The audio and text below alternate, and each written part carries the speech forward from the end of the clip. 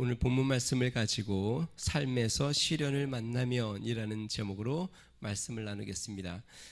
야고보서는 인생의 시련을 겪고 있는 성도들에게 참된 믿음으로 살도록 권면하는 성경입니다. 이 야고보는 누구냐면 예수님의 친동생입니다. 그리고 초대교회, 초대 예루살렘 교회의 대표자 역할을 한 사람이 이 야고보입니다.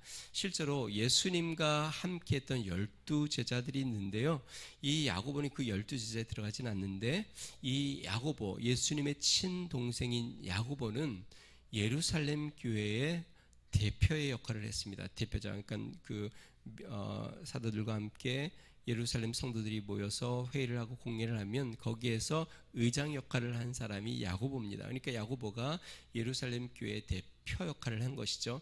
베드로도 있었고 요한도 있었고 야고보도 있었고 많은 수제자들이, 주님의 제자들이 있었는데, 예수님의 친동생 야고보, 상징적인 의미가 있죠. 자, 그런데요, 이 초대교회에 큰 핍박이 찾아옵니다. 우리가 사도행전을 읽어보면 알겠지만 헤롯 왕이 믿는 사람들을 어떻게든 잡아들려고 핍박을 했는데요, 그 중에 예수님의 제자 중에 야고보를 먼저 잡아서 야고보를 칼로 죽입니다. 야고보는 예수님의 12제자가 있고 예수님을 따르는 무리들이 굉장히 많았죠. 70명이 있었고 또 수를 셀 수 없는 많은 무리들도 있었고, 그 70명 중에 12명의 제자가 있었고, 12명 제자 중에 또 몇 명이 있었을까요? 3명이 있었습니다. 예수님이 골고다 언덕에 올라갔을 때 같이 그 옆에 있었던 세 제자, 변화산에 올라갔을 때 같이 올라갔던 세 제자, 12명 중에도 이 3명을 가장 중요한 순간에 따로 불러 그들과 함께 시간을 보내셨는데, 그 세 제자가 누구죠? 베드로와 야고보와 요한. 이 야고보와 요한은 형제입니다. 그리고 요한은 요한복음과 요한 1, 2, 3서를 기록한 저자이기도 하고요. 베드로와 야고보와 요한, 이 세 제자가 예수님의 12제자 중에서도 가장 예수님과 가까이 했던 세 제자인데요, 이 헤롯 왕이 이 믿는 사람들을 핍박하기 위해서 야고보를 사로잡아 그를 칼로 처형합니다. 근데 이 야고보를 처형하는 것을 유대인들이, 그러니까 그때 히브리 사람들은 유대교, 여호와 하나님을 믿는데 예수 그리스도를 믿는 그 종교가 이제 기독교. 유대교와 기독교는 조금 다른 겁니다. 자, 이 유대인들이 이 기독교가 이단 종교라고 해서 이 크리스찬들을 많이 싫어했는데, 헤롯 왕이 이 예수님의 제자 중에 아주 유명한 야고보 사도를 칼로 죽이니까 유대인들이 굉장히 좋아합니다. 그러니까 헤롯 왕이 유대인들의 환심을 살려고 이제 야고보보다 더한 사람을 잡아야 되겠다, 죽여야 되겠다 싶어서 베드로를 잡습니다. 베드로는 가장 12제자 중에 가장 우두머리, 수장과 같은 사람이죠. 베드로를 잡아서 감옥에 가두었는데 주의 천사가 밤중에 베드로를 툭툭 쳐서 빨리 일어나라 해서 베드로의 옥문이 열리고 베드로가 구원을 받는 장면이 나오죠. 자, 이런 핍박이 헤롯 왕으로부터 계속적으로 초대교회에 많은 믿는 자들에게 일어나고 있었고, 그러한 핍박에 많은 그리스도인들이 사자굴에서도 죽기도 하고 불에 타 죽기도 하고 여러 가지 핍박을 많이 당합니다. 그래서 이 유대인들이 고향을 떠나서, 크리스찬들이 고향을 떠나서 이방 나라로 흩어지기 시작하는데, 그것을 디아스포라 그리스도인이라고 이야기합니다. 이 디아스포라 그리스도인에게 초대교회 담임 목회자였던 야고보 사도가 편지를 보내는 겁니다. 그들을 위로하고 격려하고 믿음에 굳게 서서 믿음 생활을 바로 하라고 보내는 편지가 이 야고보서입니다. 1절 말씀 같이 한번 읽어볼까요? 같이 한번 읽어보겠습니다. 시작.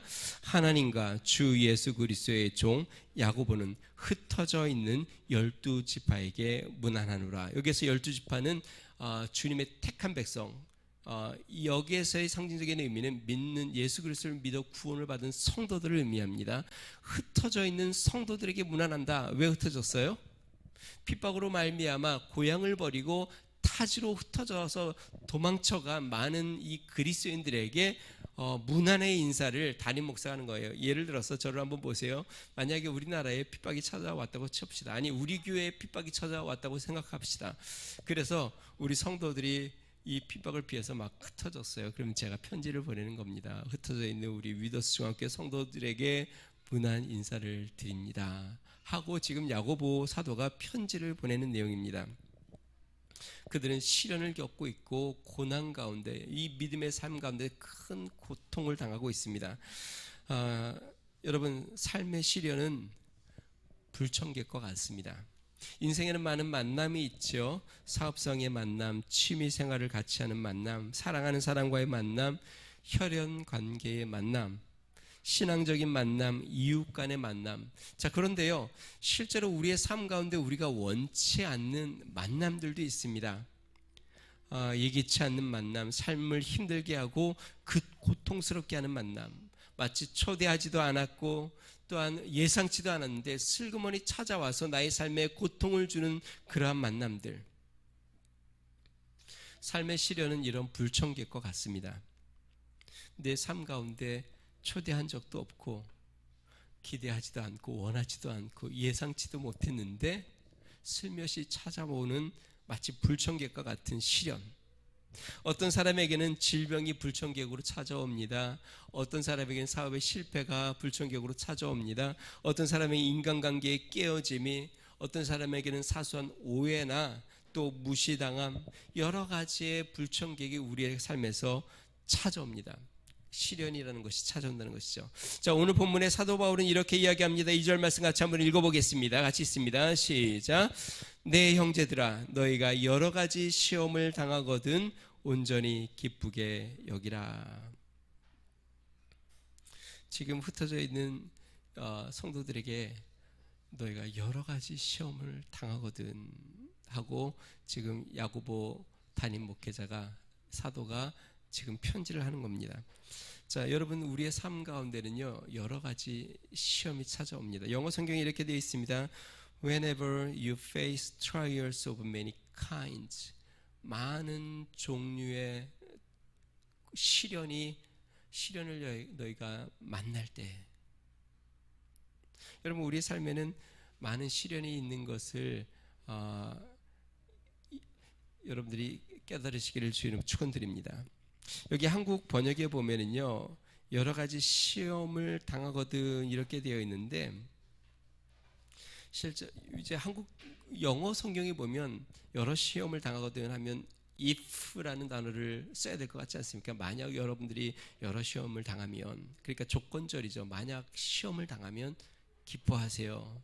근데 영어 성경에는 if라고 표현하지 않았고 좀 더 바른 의미로 해석을 했습니다. 그게 뭐냐면 whenever, 그러니까 여러 시험을 만날 때마다. 이것은 무엇을 의미할까요? 우리 인생의 시험은 조건적으로 주어지는 게 아니라 필연적으로 찾아온다는 것이죠. 시험을 만날 때마다. 성도 여러분, 인생의 시련은 삶의 일부인 것을 기억하시기 바랍니다. 시련 자체는 삶의 일부입니다. 우리의 삶의 한 부분으로 또 찾아오고 또 찾아오는 것이죠. 주위에 암으로 고통을 당하는 분들이 많이 있습니다. 암도 인생의 불청객과 같죠. 내가 초대하지도 않았고 기대하지도 않았고 예상하지도 못했는데 불청객처럼 찾아오는 것이죠. 자, 암이 찾아오면 사람들이 이 암과 싸우려고 많이 노력을 합니다. 수술을 하고 방사선 치료를 받고 또 많은 약을 복용하고 식단을 바꾸고, 자, 이렇게 정말 부단히 암과 싸워 이기려고 노력을 하는데 이런 노력이 오히려 암을 악화시켜서 몸을 더 망가뜨리는 경우들이 굉장히 많이 있습니다. 그래서 요즘 그런 이야기를 많이 합니다. 암에 걸리면 암과 싸우려고 하지 말고 암과 함께 잘 살아야 한다. 암을 이겨내려고 하지 말고 함께 잘 공존하며 살아야 한다라는 이야기를 많이 합니다. 여러분, 인생의 시련을 만나면 이러한 태도가 필요합니다. 왜 그럴까요? 시련은 삶의 일부입니다. 피하는 게 아니라 같이 살아야 하는 것입니다. 왜냐하면 삶의 일부니까. 마치 속속이는 자녀가 있다고 생각해 봅시다. 함께 살아야죠. 우리 인생의 시련은 삶의 일부입니다. 그렇기 때문에 싸워 이기기보다는 함께 잘 살아야 하고 그 시련을 잘 견뎌야 하고 인내하여 그것과 함께 잘 공존하는 법을 배워야 합니다. 인생에 당연한 것이기 때문에 그렇습니다. 요한 1서 3장 13절에 이렇게 이야기합니다. 형제들아, 세상이 너희를 미워하여도 이상히 여기지 말라. 베드로전서 4장 12절 13절은 이렇게 이야기합니다. 사랑하는 자들아, 너희를 연단하려고 오는 불시험을 이상한 일 당하는 것 같이 이상히 여기지 말고 오히려 너희가 그리스도의 고난에 참여하는 것으로 즐거워하라. 이는 그의 영광을 나타내실 때에 너희로 즐거워하고 기뻐하게 하려 함이라. 다시 이야기하면 우리의 삶 가운데 찾아오는 시련과 연단과 고난을 이상한 일 당하는 것처럼 왜 나에게 이게 찾아왔나 놀라지도 말고 이상히 여기지 말고 당연히 와야 될 것이 온 것으로 이상히 여기지 말라. 다시 한번 그게 삶의 일부다. 성도 여러분, 여러분의 인생에 찾아오는 시련은 삶의 일부인 것을 알아 그것과 잘 함께 살아가는 법을 배우시기를 주님 축원드립니다. 자, 그러면 인생의 시련을 만나면 우리는 어떻게 해야 될까요? 세 가지를 살펴봅니다. 첫 번째요, 시련을 믿음의 눈으로 받아들여야 합니다. 시련을 만나면 가장 중요한 것은 이 시련을 내가 어떻게 받아들이느냐가 가장 중요합니다. 다시요, 저를 한번 보세요. 시련을 만나면 가장 중요한 것은 이 시련이 얼마나 힘들고 얼마나 무겁고 얼마나 어려운가가 중요한 게 아니라 이 시련을 내가 그것을 어떻게 받아들이느냐가 가장 중요합니다. 요즘 아시안 게임을 하는데요. 제가 이렇게 아시안 게임을 이렇게 보다가 탁구하는 걸 보았습니다. 우리나라 여자 복식, 북한 여자 선수들과 복식을 하는데요. 거의 아주 팽팽한 순간에 왔습니다. 한두 점 사이를 잃게 되면 게임을 잃거나 아니면 따면 한두 점을 이기면 게임을 이기는 그러한 아주 위기의 상황이 왔는데 해설하는 걸 들었어요. 그때 윤남규 해설위원, 전 탁구 선수죠. 윤남규 해설위원이 해설을 이렇게 하는 겁니다.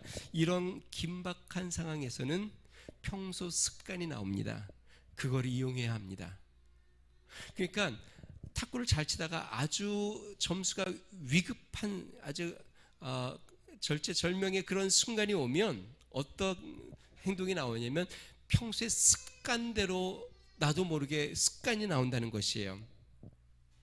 다시 이야기하면 사람은 위기나 스트레스를 받으면 평소 습관대로 반응하게 되었습니다. 그리고 또 하나, 평소의 습관대로 반응하다 보면 변화를 가질 수 없고 변화를 가지 못하면 극복할 수 없다는 것이에요. 박수연 서울 아산병원 소아치과 교수인데요. 칼럼을 제가 언뜻 봤습니다. 시련을 대하는 태도라는 칼럼에 이러한 글을 적어놨어요. 제가 한번 읽어볼게요. 매일 주어지는 자극에 어떻게 반응하며 살고 있나? 습관적으로 하던 대로 반응하고 있지는 않은가? 우리는 어떤 자극을 받으면 대개 하던 대로 반응한다. 그래야 에너지를 줄일 수 있어 생존에 유리하기 때문이다. 마치 자동 시스템 같다. 익숙한 길을 운전할 때 특별히 주의를 기울이지 않아도 목적지로 향하는 것과 같다. 자동 시스템은 힘들고 피곤할 때 더욱 활성화된다. 스트레스가 크거나 피곤할 때 익숙하게 하던 대로 반응한다. 하지만 이런 자동 반응 속에 변화와 성장은 기대하기 힘들다. 달리 생각할 수 없기 때문이다. 하지만 자극을 마주할 때 바로 반응하지 않고 잠시 멈춰 그 사이에 공간, 즉 갭을 둔다면 우리에게는 선택지가 생긴다. 어떻게 반응할지 스스로 선택할 자유가 주어진다. 그 자유 속에서 성장과 발전의 가능성이 싹튼다. 다시 이야기하면 우리가 성장하는 기회가 있는데, 발전하는 기회가 있는데, 그때가 언제냐면 위기가 찾아왔을 때라는 것입니다. 근데 보통 사람들은 위기가 찾으면 어떻게 반응하냐면 평소의 습관대로 그냥 반응을 한다는 것이에요. 그러면 평소의 습관대로 반응하면 성장이 일어나지 않는다는 겁니다. 왜냐하면 습관 늘 그렇게 살아왔으니까. 그런데 위기와 위험한 일을 만날 때 습관대로 우리가 반응하지 않고 잠깐 갭을 두면 위기와 반응의 갭, 잠깐 공간을 두어서 이걸 어떻게 반응할지 잠깐 생각하여 바르게 평소의 습관대로가 아니라 바르게 반응을 하면 결과가 다르게 나온다는 것입니다. 그때 성장한다는 것이에요. 다시 한번 이야기해 볼게요. 여러분, 실제로 우리가 성장하는 계기는 위기를 만났을 때라는 것이에요. 근데 보통 사람들은 위기를 만나면 항상 나도 모르는 사이에 습관대로 반응하기 쉬운데, 이 위기를 만났을 때 바로 반응하지 않고 잠깐 공간을 두어 갭을 두어서 어떻게 하는 것이 바르게 반응한 것인지를 생각하고 내 습관을 바꿔서 다르게 반응을 하면 그때 성장하는 기회가 찾아온다는 것이죠. 삶의 시련이 찾아오면 여러분들이 몸의 습관대로 반응하면 안 됩니다. 보통 우리의 몸의 습관의 반응은 어떨까요? 움츠러드는 것이죠. 그리고 부정하는 것입니다. 때로는 공격적으로 변합니다. 때로는 굉장히 민감해지고, 때로는 자신을 질책하고 또 환경을 탓하기도 합니다. 이것이 보통 습관적으로 나오는 우리의 인간적인 본연의 반응입니다. 그때 우리는 바로 반응하지 말아야 합니다. 어떻게 될까요? 믿음의 갭을 만들어야 합니다. 우리의 삶의 시련이 찾아오면 바로 내 인성으로 반응하지 말고 어떻게 반응할지 잠깐 믿음의 시간을 가져야 합니다. 어떻게 해요? 기도해야 합니다. 이 시련을 내가 어떻게 반응할 것인지. 또 하나, 하나님의 뜻이 어디에 있는지 생각해 보아야 합니다. 왜 하나님이 나에게 이러한 시련을 허락하셨나? 이러한 갭을 갖지 않으면 나의 인간의 본성은 거기에서 두려워하고 위축되고 자신을 질책하고 또 환경을 탓하며 원망하는 반응을 하게 되어 있는 것이죠. 그럴 때에 우리의 환경이 새로워집니다. 여러분, 저를 한번 보세요. 시련을 우리가 바꿀 수 있을까요? 우리에게 찾아오는 시련. 반응은 바꿀 수 있을까요? 그러면 우리의 인생을 망치는 것은 시련일까요? 우리의 반응일까요? 다시 한번요. 우리의 인생을 망치는 건 시련일까요? 우리의 반응일까요? 시련은 누구에게나 다 찾아옵니다. 시련이 없는 사람이 이 세상에 아무도 없습니다. 모든 사람에게 겉으로 보기에 되게 화려해 보이고 아무 염려 걱정이 없어 보이는 사람들에게도 물어보면 그들의 삶에는 우리가 겪지 않는 또 시련을 그들로 겪고 있습니다. 모든 사람에게 다 시련이 찾아옵니다. 시련은 우리가 피해갈 수도 없고 삶에서 없앨 수도 없고 바꿀 수도 없습니다. 중요한 건 반응은 바꿀 수 있습니다. 그리고 인생을 망치는 건 시련이 아니고 잘못된 반응이 인생을 망치는 것이에요. 반대로 이야기하면 시련을 바르게 반응하면 이 시련은 우리를 성장시키는 기회로 만들어준다는 것이죠. 빅터 프랭클이라는 사람이 적은 죽음의 수용소의 책에 보면 이런 글이 있습니다.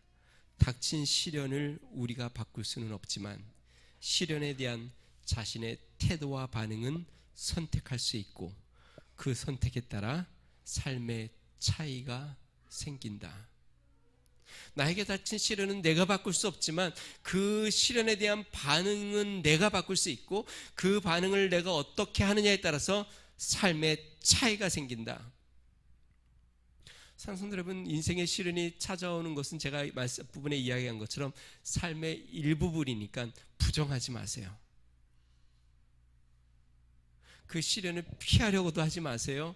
그 시련이 당연한 것으로 인정해야 합니다. 중요한 건 시련에 내가 어떻게 반응하느냐, 그것이 중요한데 우리 그리스도인은 믿음으로 반응해야 합니다. 보통 큰 시련과 아픔을 만나면 사람들이 위로의 말을 건네죠. 미국에서 그 큰 시련을 당한 사람들에게 위로의 말을 뭐라고 하는지 아세요? 예를 들어서 우리 부모님이 지난주에 돌아가셨어, 아니면 큰 질병에 걸리셨어. 그러면 그 이야기를 들으면 뭐라고 해요? 보통 이렇게 합니다. I am sorry. 들은 사람이 I am sorry to hear that. 그걸 그 이야기를 들어서 내가 미안하다. 직설적으로 해석하면 그런 건데요. 뭐 이런 뜻이죠. 참 그런 얘기를 들으니 참 유감스럽다. 이런 표현을 그렇게 하는 거예요. I'm sorry to hear that. 내가 그 얘기를 들어서 참 미안하다. I'm sorry. 또 이런 표현도 합니다. That's too bad. 참 너무 안 됐다. 우리 한국 사람들은 뭐라고 할까요? 뭐 이런 얘기를 많이 하죠. 뭐라 위로의 말을 전해야 될지 모르겠습니다. 얼마나 상심이 크십니까? 참 너무 안타깝네요. 이게 일반적인 인사입니다. 야고보 사도는 뭐라고 했을까요? 야고보 사도는 지금 큰 시련으로 자신의 터전을 잃고 도망쳐서 지금 타국에 쫓겨난 자신들의 성도들에게 지금 뭐라고 이야기하고 있을까요? 2절 말씀 한번 읽어볼까요? 다시 한번 읽어봅니다. 시작. 내 형제들아 너희가 여러 가지 시험을 당하거든 온전히 기쁘게 여기라. 어떻게 여기라고요? 기쁘게 여기라. 지금 야고보 사도가 참 안 됐다. 내가 너희들을 뭐라고 위로해야 될지 모르겠다. 지금 그렇게 이야기하는 게 아닙니다. 지금 야고보 사도는 지금 곧 큰 시련을 만난 성도들에게 야고보 사도가 모르는 게 아니죠. 야고보 사도도 다 경험하는 일이죠. 그들에게 뭐라고 이야기합니까? 여러 가지 시험을 당하거든 온전히 기쁘게 여겨라. 새번역 성경은 이렇게 이야기합니다. 나의 형제 자매 여러분, 여러 가지 시험에 빠질 때에 그것을 더할 나위 없는 기쁨으로 생각하십시오. 이게 믿음의 반응입니다. 사랑하는 성도 여러분, 믿음의 시련을 만났을 때 더할 나위 없는 기쁨으로 받아들이시기를 주님으로 축원드립니다. 쉽지 않죠. 다시 한번요. 여러분들의 큰 시련을 만났을 때 더할 나위 없는 기쁨으로 받아들이시기를 주님으로 축원드립니다. 시련이 오면 저를 따라해 보세요. 웰컴. 예, 그냥 웃음밖에 안 나오시네요. 다시 한번요. 삶의 시련이 오면 웰컴. 혹시 질병이 찾아왔다고 하면 웰컴. 환영해. 혹시 여러분의 사업에 어려움이 찾아왔다면 웰컴. 환영해. 지금 사도 바울이 그렇게 사도 야고보가 그렇게 이야기하는 것이에요. 여러 가지 시험을 만나면 기쁘게 여기십시오. 더할 나위 없는 기쁨으로 받아들이십시오. 사랑하는 성도 여러분, 한 가지 먼저 이야기합니다. 꼭 중요한 건 시험을 만나면 반응을 바꾸십시오. 육체적인 습성대로 반응하지 마시고 믿음으로 반응하십시오. 그것은 무엇입니까? 웰컴. 기쁨으로 반응하는 것입니다. 자, 그러면 삶에서 만나는 시련을 왜 기쁨으로 반응해야 될까? 그 이유를 우리가 알아야 되겠죠. 두 번째요. 시련은 우리를 인내하는 사람으로 만들기 때문에 그렇습니다. 3절 같이 한번 읽어보겠습니다. 같이 읽습니다. 시작. 이는 너희 믿음의 시련이 인내를 만들어내는 줄 너희가 알미라. 영어 성경에 이렇게 시작합니다. 여기 한국 성경에 이는이라고 되어 있는데요. 영어 성경에 because.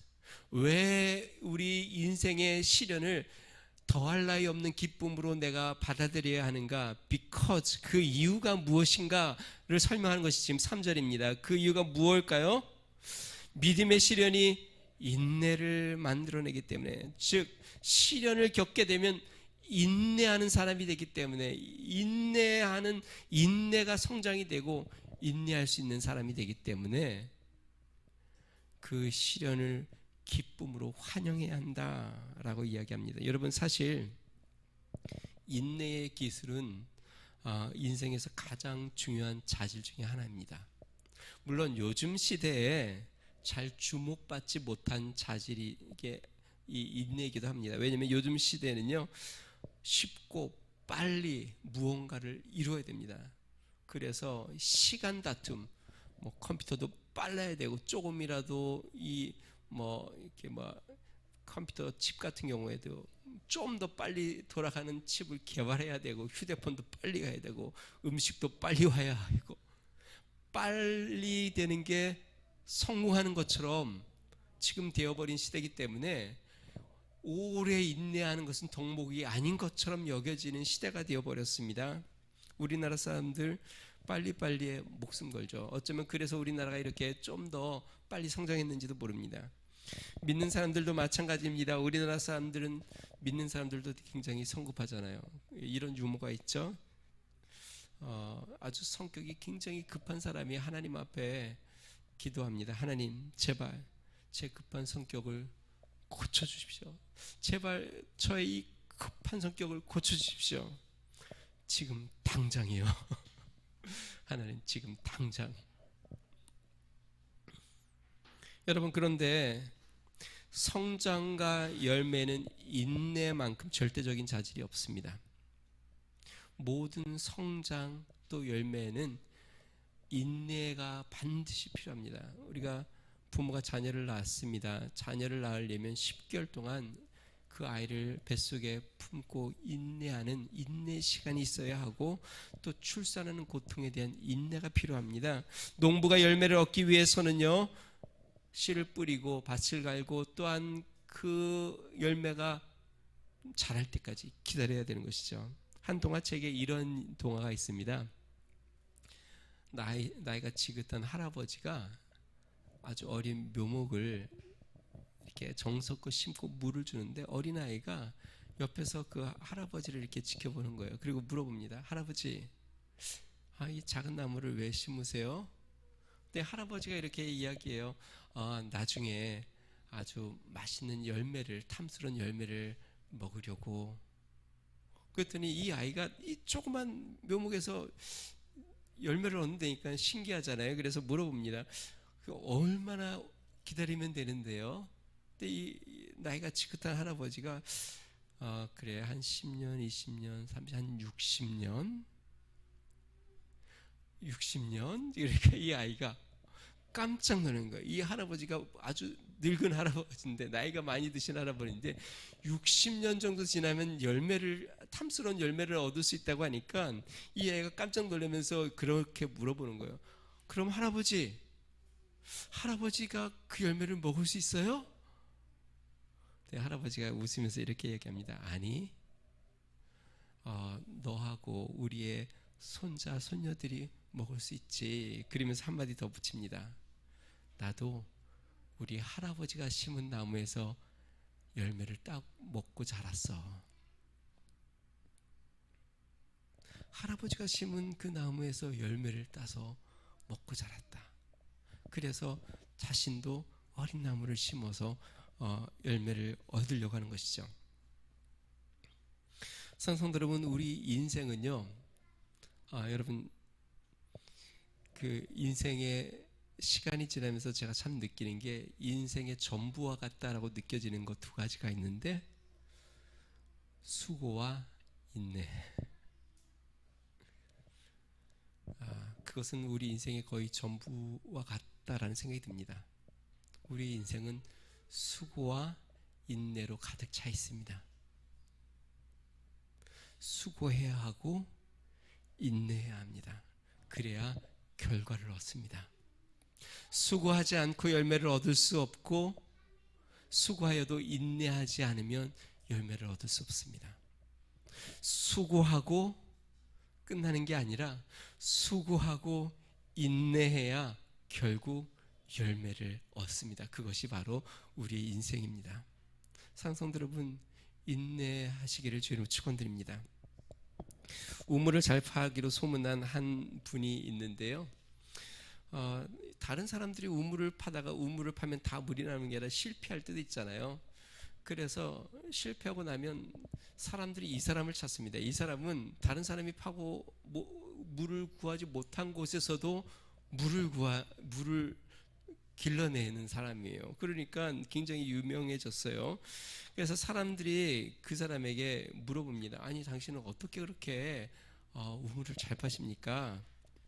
그러니까 이분이 이렇게 이야기합니다. 나는 우물을 파는데 실패한 경우가 없습니다. 그래서 다른 사람이 실패한 곳에 곧잘 불려다니죠. 내가 우물을 잘 파는 비결은 딱 하나입니다. 잘 들어보세요. 다른 사람은 물이 나올 곳을 골라서 파다가 안 나오면 포기하지만 나는 아무 곳이라도 물이 나올 때까지 팝니다.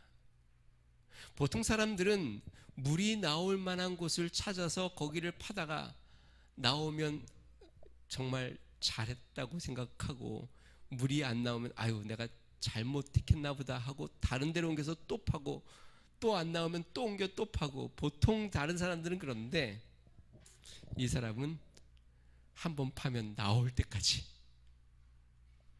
안 나오면 더 깊이 파고, 또 안 나오면 더 깊이 파고, 결국 물이 나올 때까지 파다 보면 자기가 판 곳에서는 안 나온 적이 없다.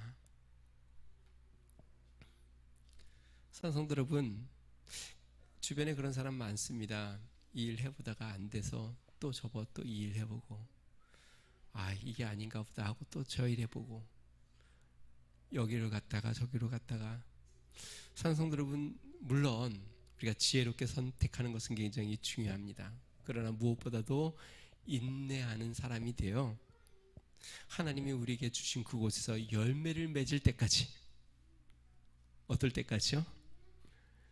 열매를 맺을 때까지. 하나님이 나에게 부르셨다면, 하나님이 나를 인도하셨다면 그곳에서 뿌리를 내리고 결국 열매를 맺어 하나님 앞에 영광을 돌릴 그때까지 참고 인내하여, 성경에도 그렇죠. 눈물을 흘리며 씨를 뿌리는 자는 기쁨으로 그 단을 거두리라. 그 인내하는 사람들이 되길 바랍니다.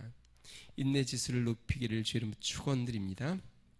자, 마지막 세 번째로요, 인내로 훈련된 사람은 모든 일에 부족함이 없습니다. 4절 말씀 같이 한번 읽어보겠습니다. 같이 있습니다. 시작. 인내를 온전히 이루라. 이는 너희로 온전하고 구비하여 조금도 부족함이 없게 하려 함이라. 현대인의 성경이 이렇게 이야기합니다. 그러므로 끝까지 참고 견디어 부족함이 없는 완전하고 성숙한 사람이 되십시오. 완전하고 성숙한 사람, 모든 일에 부족함이 없는 사람. 어떤 사람이요? 인내를 온전히 이룬 사람, 모든 일에 잘 견디고 그것을 잘 넘어선 사람, 모든 일을 다 인내한 사람. 그 인내를 온전히 이룬 사람은 완전하고 성숙한 사람이라고 성경은 이렇게 이야기합니다. 이것이 인내의 놀라운 능력입니다. 마치 파도가 모난 이 바위를 하염없이 내리쳐서 그 돌을 아주 동글게 매끈하게 만드는 것처럼, 이 시련이라는 것은 우리의 모난 부분을 계속 깎아 우리를 둥글게 인내하는 온전한 사람으로 만드는 것이죠. 그러므로 다시 한번요, 사랑하는 성도 여러분, 인내가 찾아오면 웰컴 하시기를 주님 축원드립니다. 한 가지 다시 한번 얘기를 하면요, 여러분들이 웰컴 안 해도 인내는 떠나지 않고 웰컴 한다고 해서 인내가 변하지도 않습니다. 내 마음이 변화되는 것이에요. 그것에 대한 믿음의 반응을 하는 것이에요. 바로 믿음으로 하는 것이죠. 자, 한 가지 더, 인내로 훈련된 사람에게 하나님이 주시는 상급이 있습니다. 오늘 본문 말씀 아닌데요, 그 밑으로 내려가면 12절에 이렇게 이야기합니다. 시험을 참는 자는 복이 있나니 이는 시련을 견디어낸 자가 주께서 자기를 사랑하는 자들에게 약속하신 생명의 면류관을 얻을 것이기 때문이다. 일반적으로 이제 모든 시험에는 시상이 있습니다. 시험. 이 시험은 그 사람의 성장을 위해서 주어지는 것이죠. 그런데 즉 시험 보는 사람을 위해서 시험이 있는 것인데, 시험을 통과한 사람에게는 상을 줍니다. 우리 인생의 시련은 우리를 위한 것이에요. 하나님이 우리를 온전한 사람으로 만드시려고요. 그런데 이 인내를 끝까지 잘 통과한 자에겐 하나님이 생명의 면류관을 주십니다. 그렇기 때문에 우리의 삶에 찾아오는 인내를 우리가 잘 견디어 인내하는 성품, 성숙한 자 되기를 주님 축원드립니다. 우리 옆에 분을 보면서 같이 한번 인사 나누시겠는데요, 인내하여 성숙한 사람이 됩시다. 같이 한번 인사 나눠보겠습니다.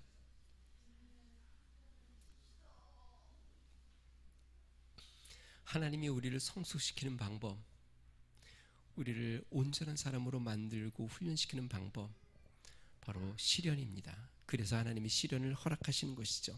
욥은 많은 시련을 참고 인내하여 갑절의 축복을 받았습니다. 베드로 사도는 이렇게 이야기합니다. 베드로전서 1장 6절 7절 그러므로 너희가 이제 여러 가지 시험을 인하여 잠시 근심하게 되지 않을 수 없었으나 오히려 크게 기뻐하도다.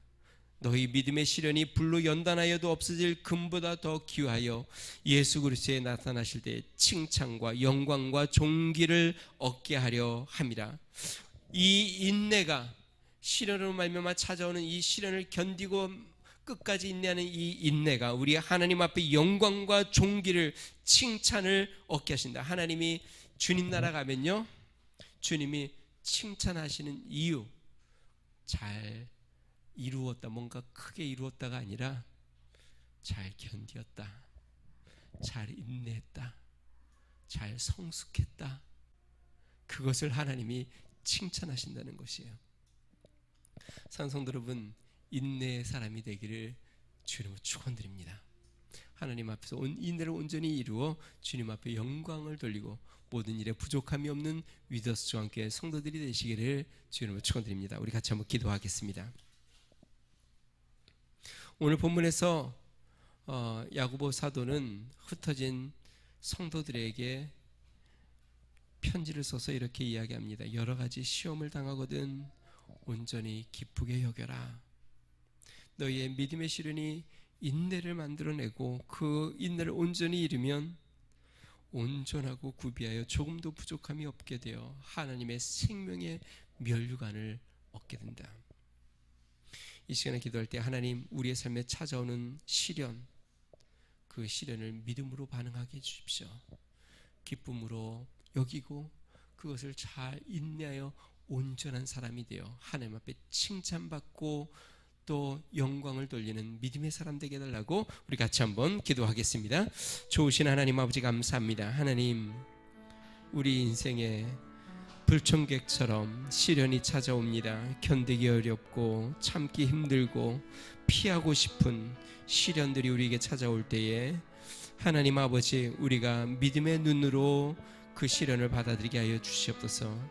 하나님 아버지, 기쁨으로 하나님 믿음으로 받아들이고 하나님 감사하고 하나님 온전히 인내하여 하나님 온전하고 구비하여 부족함이 없는 사람들로 세워지도록 은총을 더하여 주시옵소서.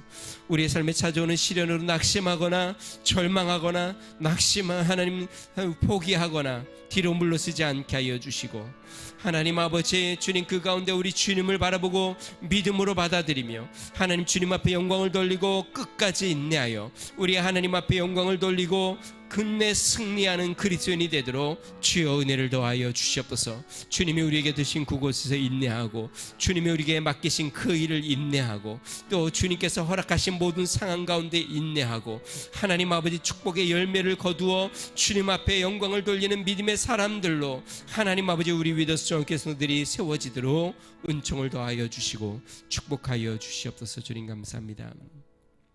하나님 감사합니다. 하나님, 우리의 삶에 찾아오는 여러 가지 시련을 만날 때에 두려워하거나 절망하거나 낙심하거나 뒤로 물러서지 아니하고 하나님 믿음으로 하나님 받아들이고 하나님 기쁨으로 받아들이고 인내하여 온전한 사람으로 세워지도록 은총을 더하여 주시옵소서.